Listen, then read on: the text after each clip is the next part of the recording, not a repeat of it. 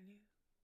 It's Rani Yoga Devi, and I'm coming to you from my home in Leamington, and this is the absolute last time you're going to see me in this space. A week from now, I will be in my new space, unpacking the boxes that I have already packed.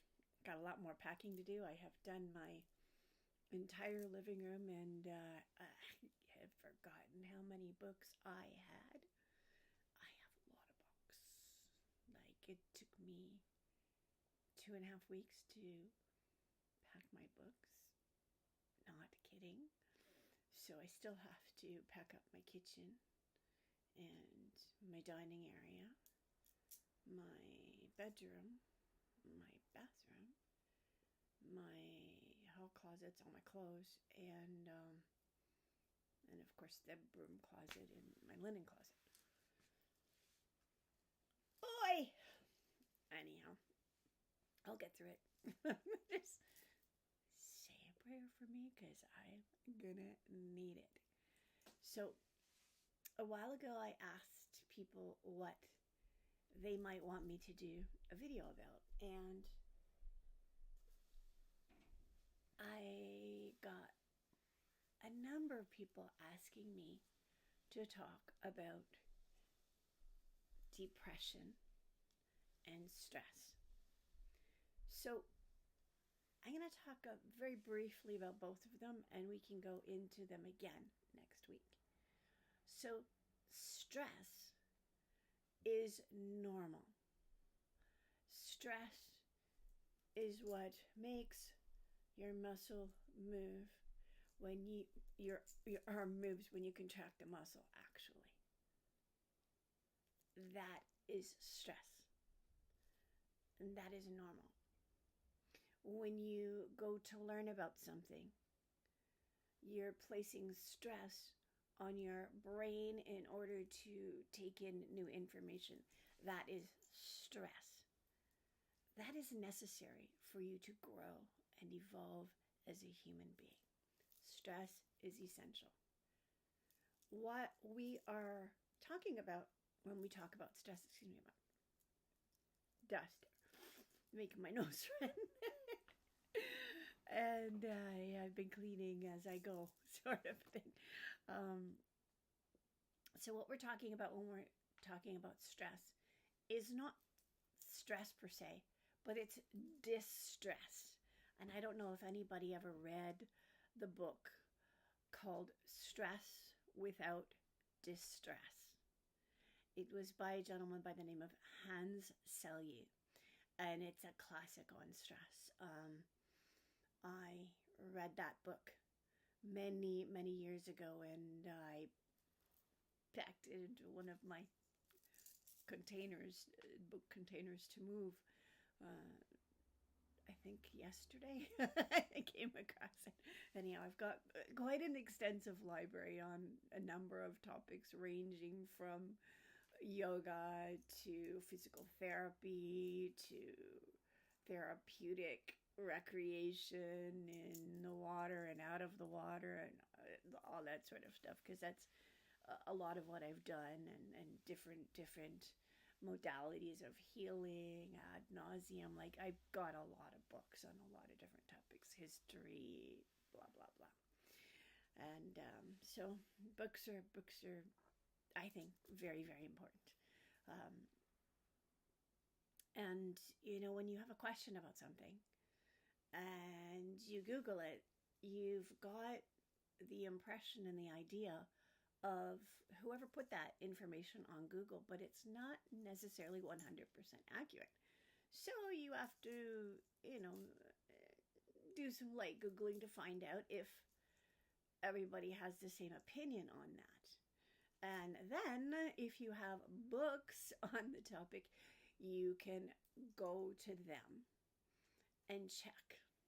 So it's important to have a library that you can use to reference things. And it's also important to have books just to read for the fun of it.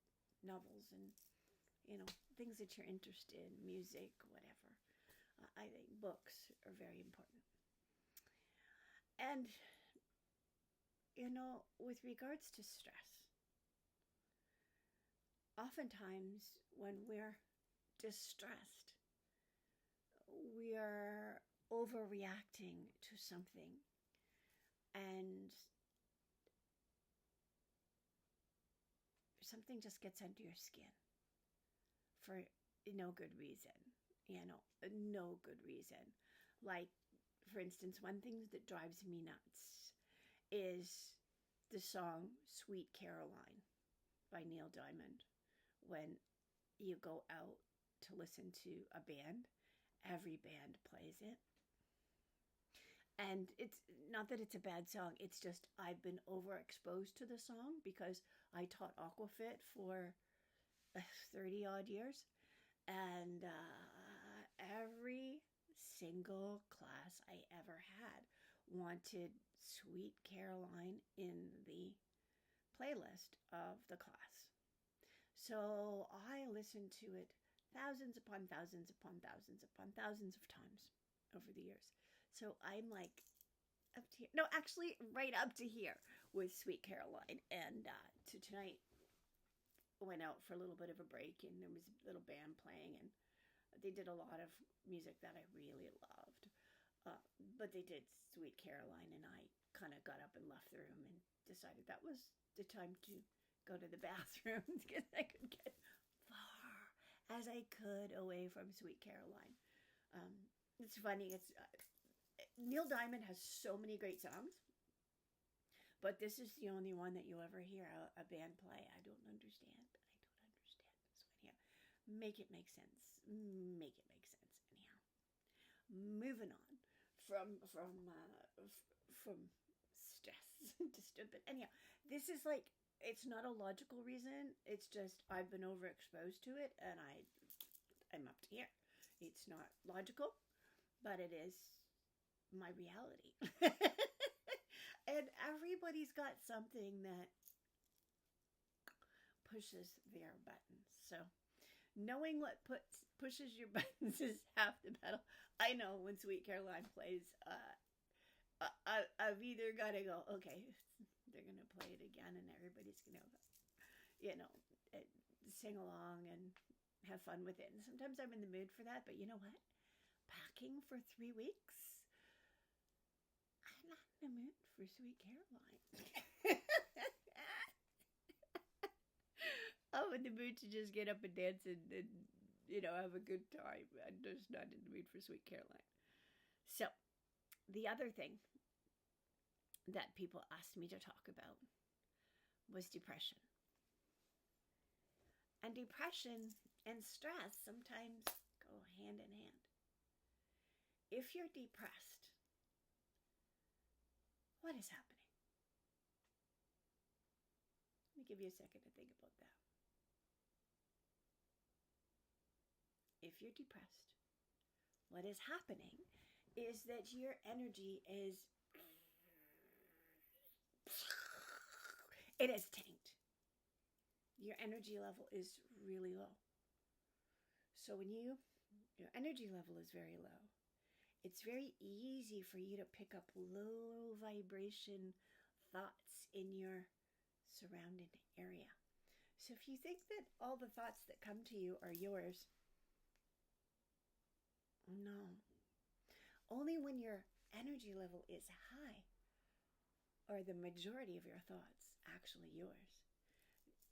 There's so many people on this planet, and especially if you live in a large city, I don't, or if you live in a concentrated area, which most of us do. Most of us live in a town or a city, and some of us live very close proximity to others. I've got 27 units in the building that I live in, which is really tiny compared to where I lived in Toronto that had 20 some odd floors and 27 units on each floor. Big difference of how many people you're around and how many people's energies are mixing with yours and how much of their thoughts and all that are affecting you. Think about COVID and all the fear that was going through people's minds that they were going to catch the COVID if they didn't get the shot and all that sort of stuff. Think about that for a minute. But and then think about what's going on in the world today. There's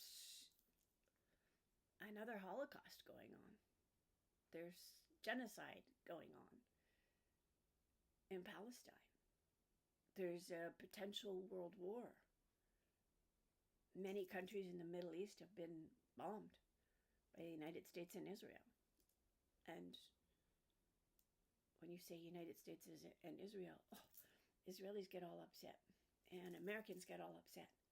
But it isn't the people that are doing this. It's the governments, so that they can grab resources from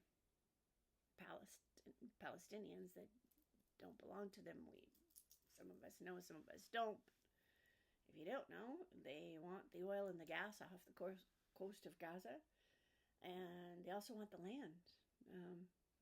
President Trump has been quite open about wanting to turn Gaza into a resort and a golf course and all of that. Heaven forbid that ever happens. Just makes me shudder. Anyhow, I'm going to move off of that topic, because if I don't, then my energy will drop, and I can't have that happening, because I got to keep packing.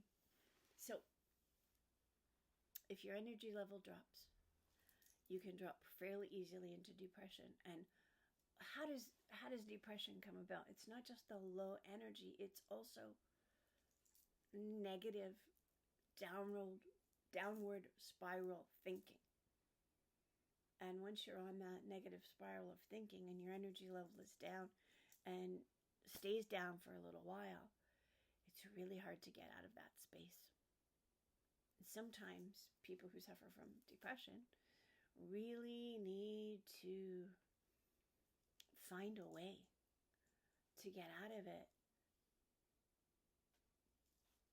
But sometimes you can't speed that up. Sometimes you can only wait it out and just try to make yourself feel the slightest little bit better than you do, because it's not a stretch to say, well, I feel pretty crappy, but look outside, the sun is shining. Well, not right now, it's late at night, but as an example, I really don't feel that great, but I'm hungry and I'm going to make myself a great meal. And I feel a little bit better. You just give yourself little increments of feeling better.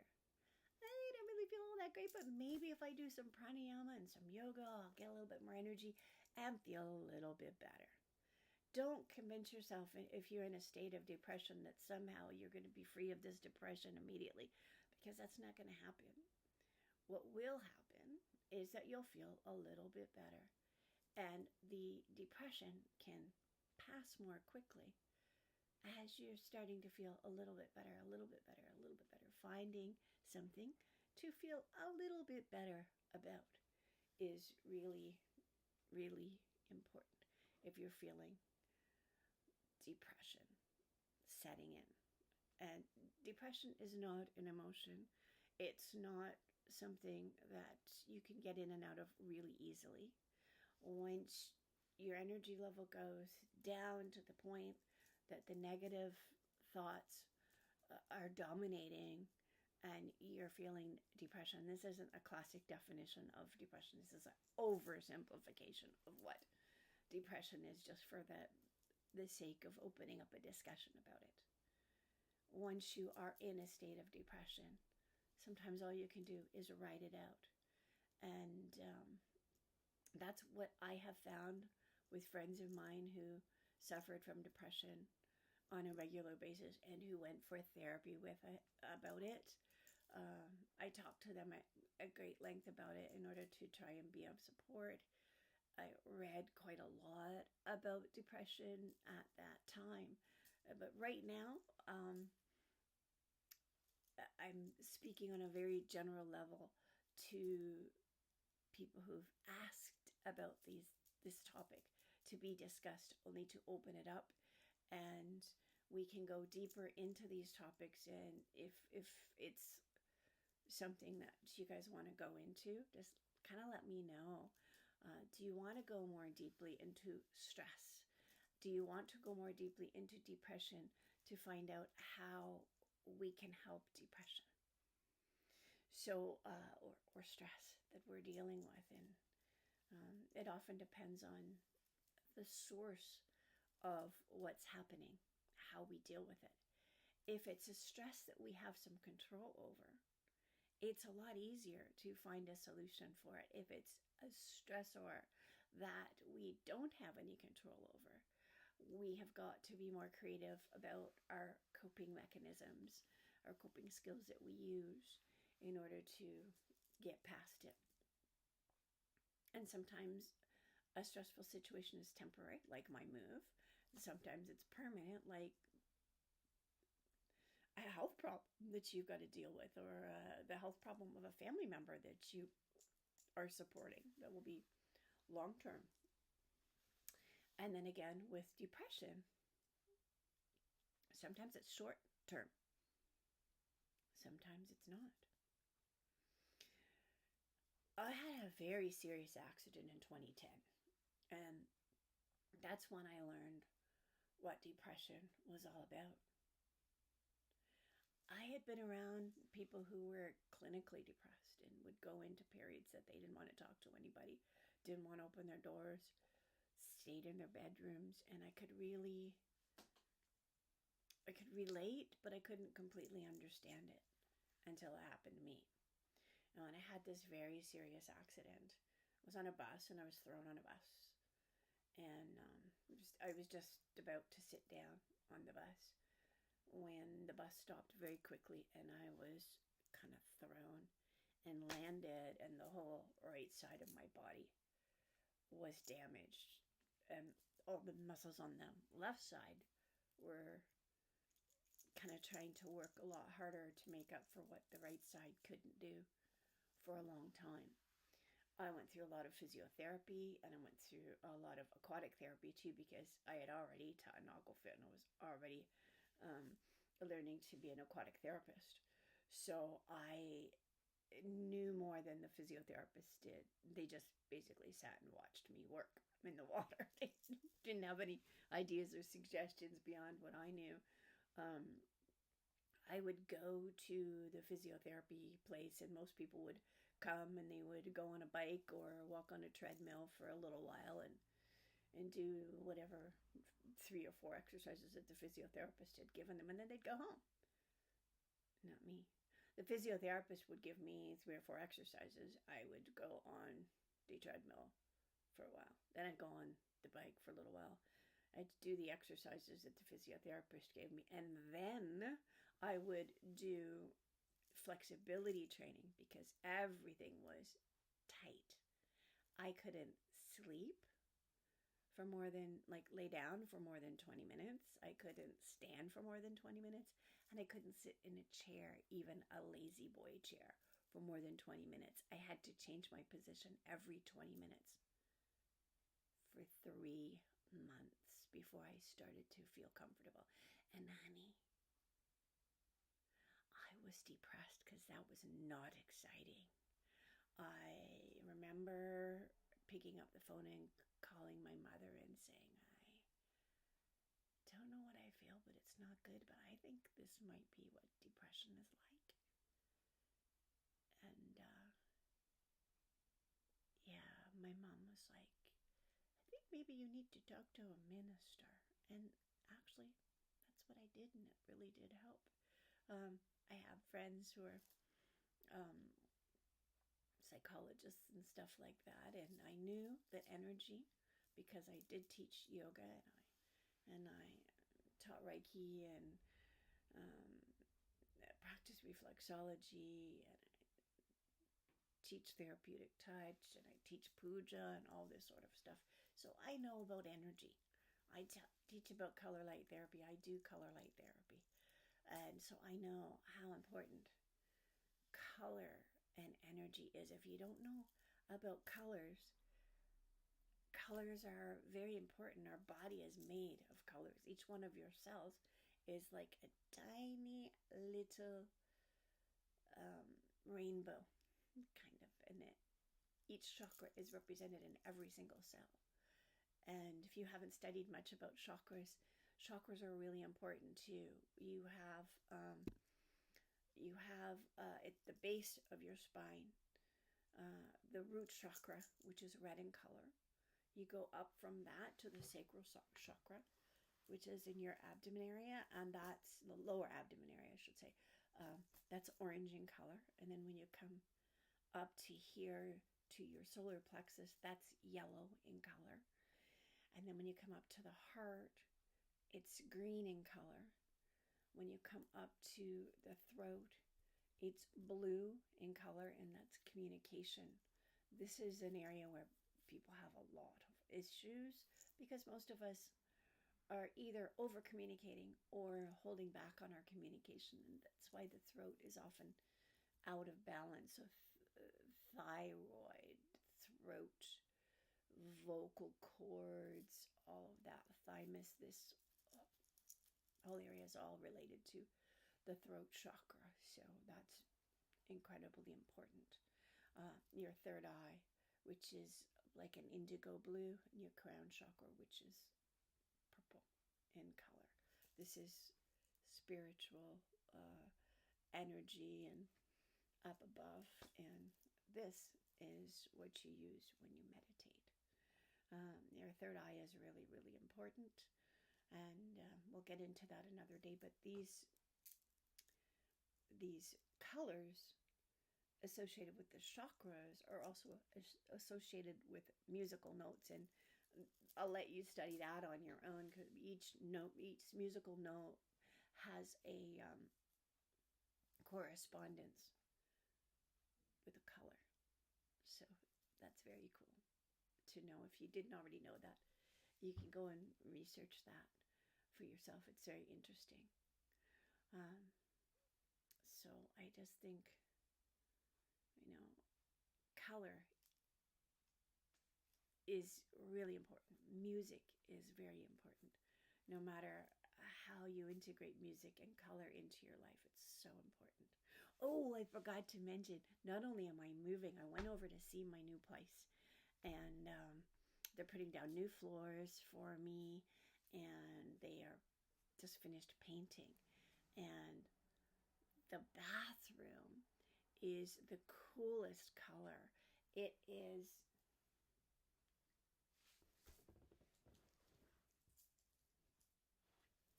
brighter than this blanket.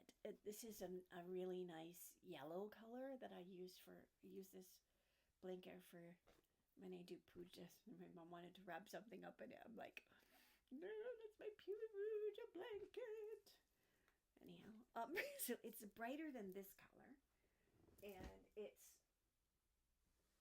it's more gold than that, but almost an orange gold color, like the color of the sun when it rises in the morning. Just a magnificently warm and happy kind of a color. So I'm really looking forward to getting into that space and having this beautiful color in my bathroom. So if I ever feel yuck, I'll just have to go into my bathroom and go, soak it in, or go outside and watch the sunrise. And sometimes it's gray out and you don't get to see that sunrise. The last few days we've had beautiful weather.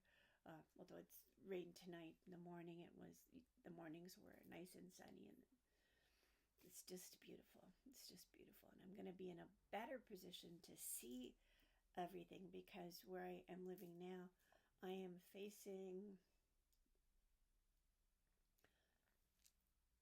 right now I'm facing south, but the windows on my apartment face north, and it's west that way and east that way. So the sunrise is in the east, but I only get to see a little bit of it in the windows here.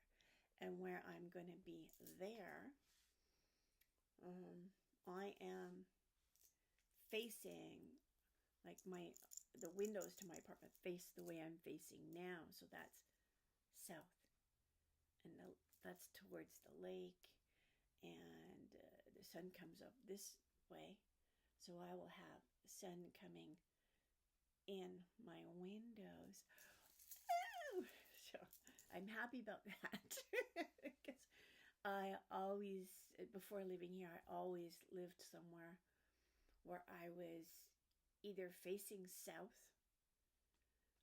with windows facing south, or facing north with windows all the way across. Like the building that I lived in Toronto, the last one that I lived in after I moved from the place I loved the most, right on the boardwalk, where I just opened the windows and looked out right onto the lake, right onto the water. It was I just loved that place so much. And here I'm not far from the beach. It takes me about 10 minutes to walk right down to the beach where I am right now, and I'll be about the same distance from the beach where I'm going to be. Love being close to the beach. Love being close to the water. Being close to the earth is also very important for energy. And in Canada, we don't have an opportunity to ground in the same way that people do in a more southern climate where it's warmer most of the year and you can go outside barefoot and walk. Well, Canada, we have a very short window of time that you can do that. Maybe May, June, July, August, parts of September. So I'd say like maybe 4 months out of the year that you can actually go outside and walk barefoot without your feet getting too cold. And the rest of the year, you've got to have shoes on or even boots.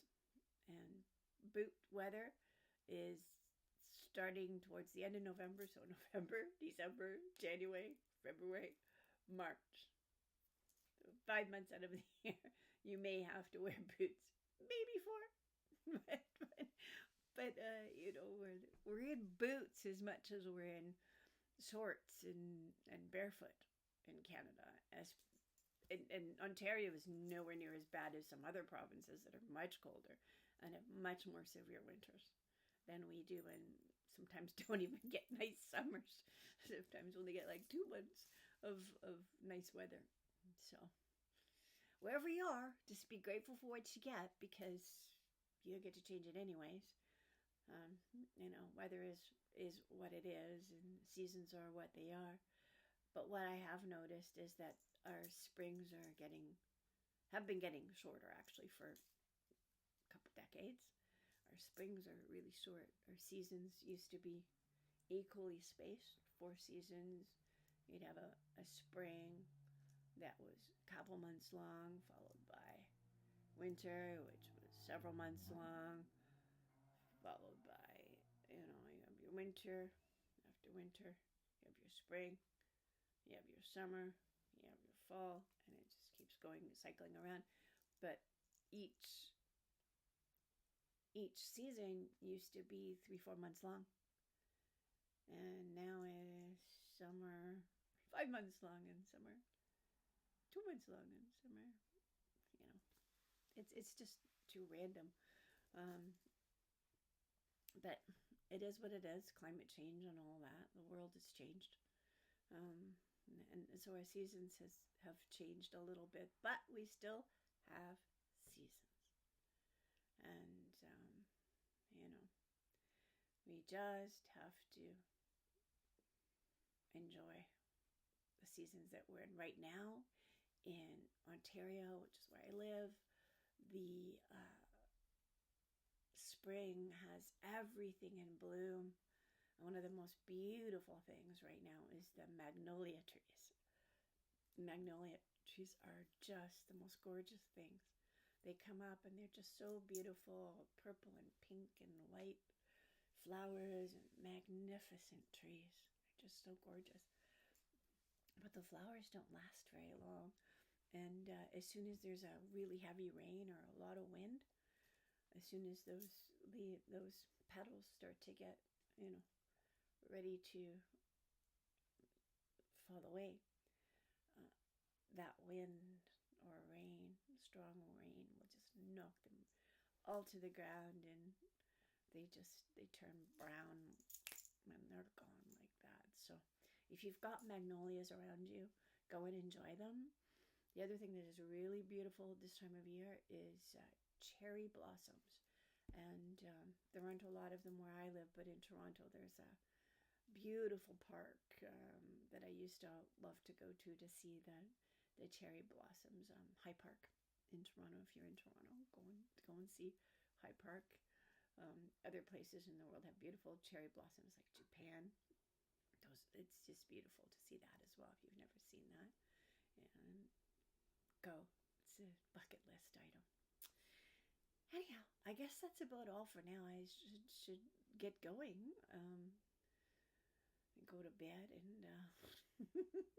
resume my packing in the morning. So thank you very much for sticking with me. I've done a half an hour talk tonight. Jeez, I hadn't planned on that. So I'll hear from you all again in a week, maybe a week and a half, depending on how quickly I can get a space organized to be able to set up my computer and do another video for you. So take care, everybody. And if you have any thoughts on energy, on depression, on chakras, on colors, on music, and how it all relates, anything about stress, be happy to hear about it. Be happy to hear your impressions. You can either put comments in the video notes below, because there's a place where you can put comments and questions, or if you get my video through something like LinkedIn or Facebook, or what's the other? Jeez, I can't remember. Let me just see. I can't think right now. Instagram. If you get it through Instagram, then you can kind of just send me a message through one of those social media platforms, and I will definitely get back to you. So thank you very much for coming. I really appreciate each one of you. Again, if you have any questions, any concerns, anything you would like to hear me discuss, notes below or on my social media. Thank you so much. Have yourselves a wonderful, wonderful week and a half until I see you again. Rani Yoga Devi, signing off. Say a prayer for me. The moving is going to be fun. Ciao.